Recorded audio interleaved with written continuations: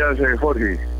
La pregunta de hoy, ¿qué va a suceder con la educación en Colombia respecto a lo que ha venido sucediendo en los últimos días? Vea, muchas gracias, Jorge, y saludos a todos los oyentes. El problema en la educación superior y en la educación primaria y media del sector público, que es el que más debería interesarnos, porque la educación privada generalmente está en manos de entidades religiosas, es una educación para los sectores de las clases medias, altas y los sectores pudientes del país, los sectores ricos. La educación pública ha venido acusando un problema fundamental, y es un problema de tipo presupuestal. En la educación primaria, donde se debe suministrar alimentos a la población escolar, sobre todo pues de los sectores 1, 2 y 3, se ha convertido en un escándalo de dimensiones gigantescas debido al chanchullo, al fraude, al hecho de que grupos de personas organizan empresas, muchas veces fantasmas, para saquear en connivencia con los secretarios de educación municipales y con los alcaldes el presupuesto para ese rubro. Aquí se han visto casos fantásticos de facturar un tamal por 40.000 pesos. Se ha tratado de ponerle solución, pero no se ha conseguido. El problema sigue vigente. Se sigue produciendo ese tipo de contratación indebida. El procurador Carrillo, como siempre, habla y habla y habla y habla, y es más lo que habla que hace, ¿cierto? Y la fiscalía, ya sabemos la fiscalía que es en Colombia. Entonces, ese problema es un problema sin solución hasta ahora. Hay que meterle el bisturí a profundidad. Para eso se necesita gente honesta que esté al frente de los organismos de control y vigilancia. Lo segundo, la FECODE ha venido denunciando sistemáticamente durante más de 2 décadas el problema de la educación pública.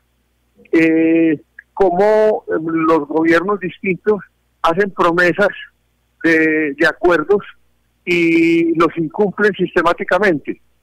Entonces, quiero decirle, y hacen acuerdos y se los incumplen. Lo más reciente fue lo que hizo Altair Santos, ¿cierto? Hizo una serie de acuerdos y hubo varias huelgas de FECODE, huelgas nacionales. ¿Por qué? Porque no cumplían. Es que se ha establecido en el país un sistema que es, cuando un movimiento social crece mucho, listo, entonces vamos a pactar, sí, vamos a pactar, y no cumplen, no cumplen. O sea, hacen treguas de 6 meses, de 1 año, y apaciguan una cosa para volverla a reeditar al tiempo. Entonces, aunque se ha aumentado el presupuesto, uno tiene que reconocer que el presupuesto se ha aumentado, pero es que también ha crecido la población estudiantil, ha crecido mucho. Y pasando a la educación superior, que es el tema que yo pues más conozco porque trabajé ahí más de 30 años, creo lo siguiente: después del último paro que concluyó en diciembre con un acuerdo firmado por el presidente Duque y el movimiento estudiantil, yo quiero decir lo siguiente: como dicen las señoras, amanecerá y veremos. El punto es que cumplan, ¿no es cierto? No vaya a ser que dentro de 1 año estemos otra vez en un paro estudiantil gigantesco porque no se cumplió lo que se acordó. La educación superior viene acusando fallas estructurales muy grandes.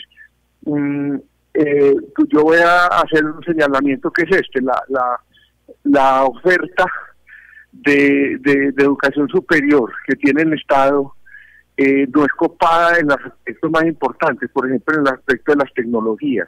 Este es un país que no necesita tantos abogados. Ya en la entrevista pasada mostramos que era un país que tenía más de 500.000 de abogados y que como no había trabajo para ellos se dedicaban a estafar y a tumbar la gente. Entonces se necesitan tecnólogos. El país lo que necesita es tecnólogos, pero muchos.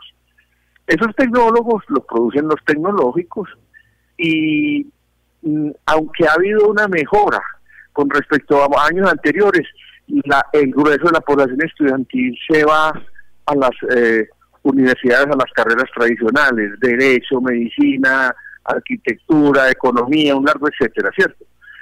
Entonces, el problema es el siguiente: ¿Cómo va a hacer el gobierno para poder cumplir y los afectados, los interesados, hacer que eso se cumpla? Poder cerrar esa brecha tan grande que hay entre expectativas y realizaciones.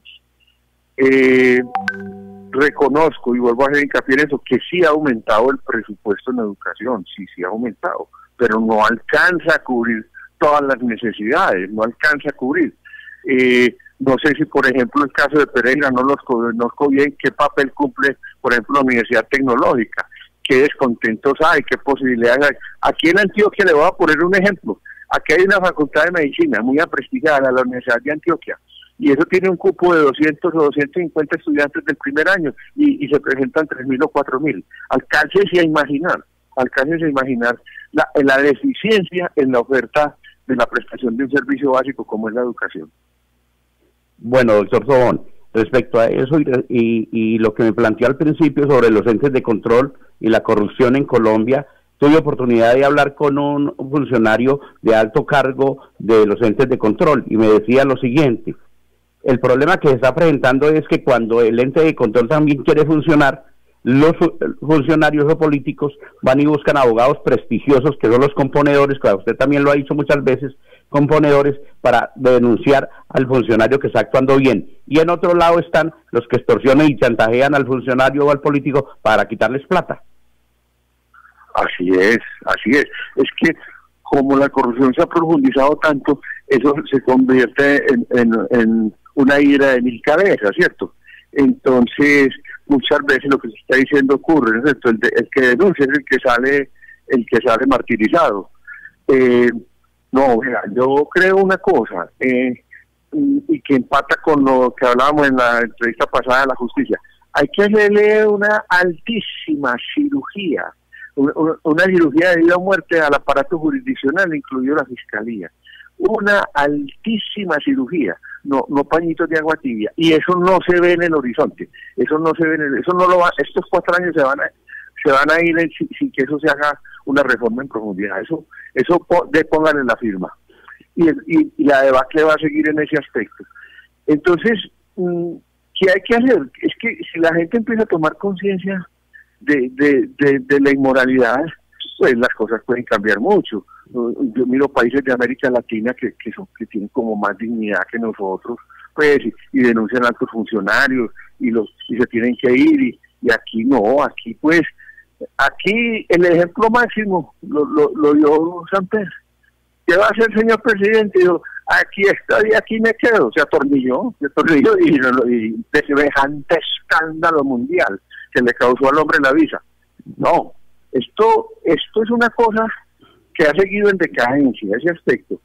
Y la plata de la educación, por todas partes se la han estado robando, sobre todo el aspecto de la alimentación escolar. Es noticia diaria y uno ve que no lo corrige, que no sigue lo mismo. Entonces, eso es muy grave, Bueno, doctor Tobón, y para terminar con la caja de Pandora, que usted habla de los demonios, quiero hablar de lo siguiente. Todo el mundo habla hoy de la esperanza, y la esperanza es el último que se pierde y es el último que sale para poder hacer la tarea. Entonces, todo el mundo habla hoy de la esperanza, pero nadie hace nada para que la esperanza pueda brotar y salir a flote. Así es, Jorge. A ver, es que hay una pareja de hechos que son esperanza y realidad, porque cuando la esperanza no tiene una mínima base real, entonces es una fantasía, es un sueño, pero cuando tiene una base real puede ser un proyecto de acción política, ¿cierto? O un proyecto de vida. El punto es que el país está sobrediagnosticado, y yo creo que el diagnóstico es más o menos correcto. Unos son más afinados, otros menos, pero el país está sobrediagnosticado. No van a actuar la clase dirigente nuestra no va a actuar, porque vive de eso, se enriquece de eso. Entonces, encontrar, por ejemplo, un gobierno que de veras cumpla y haga la educación el programa principal de su política, eso está por verse, esto está por llegar. Sigamos soñando, ojalá que sí, pero es que la clave de un país es la educación, eso lo repite todo el mundo y en todos los ensayos de pedagogía uno lo ve, pero eso hay que ponerle dinero, eso hay que ponerle entusiasmo y hay que hacer planes pedagógicos que funcionen. que es lo que no hay aquí. Bueno, doctor Sobón, le agradezco la presencia hoy en nuestro programa y esperamos el próximo sábado estar de nuevo con usted. Bueno, Jorge, saludos a todos los personal allá. Gracias. Señor abogado, ¿requiere su avalúo comercial o judicial? Llame a Diego Ramos García, avaluador profesional debidamente inscrito en el registro abierto de Avaluadores RA, según la ley 1673 de 2013. Informes 313-706-5111, 350-4584. Correo electrónico ramosflores111@gmail.com.